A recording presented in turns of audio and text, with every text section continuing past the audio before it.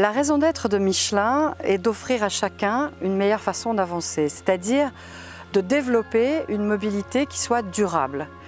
Et Michelin est engagé dans beaucoup d'actions pour permettre de concrètement arriver à des résultats. Et ici, nous sommes dans l'État de Bahia, dans un des projets qui a été lancé il y a plus de 10 ans et qui a différents aspects. Le premier, c'est un aspect économique, le deuxième, un aspect social et le troisième, un aspect environnemental.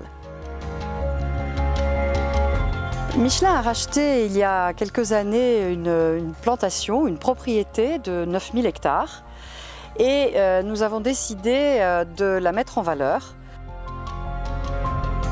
Nous avons revendu 5000 hectares à des employés de Michelin que nous avons aidés à financer, qui maintenant sont indépendants et produisent de l'EVA. Nous avons gardé 1000 hectares pour nous pour continuer les recherches et c'est aussi un moyen de production. Et puis nous avons permis surtout à plus de 1300 familles dans l'État de Bahia de bénéficier de nos recherches et de ces clones qui sont à la fois productifs et qui résistent à la maladie. Donc c'est vraiment un projet très global où on voit la dimension économique et sociale puisque ça a permis de développer beaucoup d'emplois dans cette région.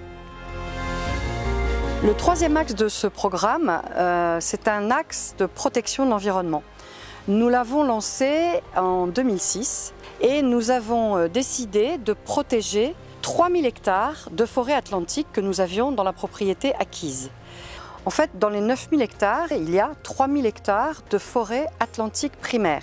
La forêt atlantique primaire, c'est une forêt qui est extrêmement rare, qui en fait se développe au Brésil et un petit peu au sud en Argentine, et qu'il est nécessaire de protéger.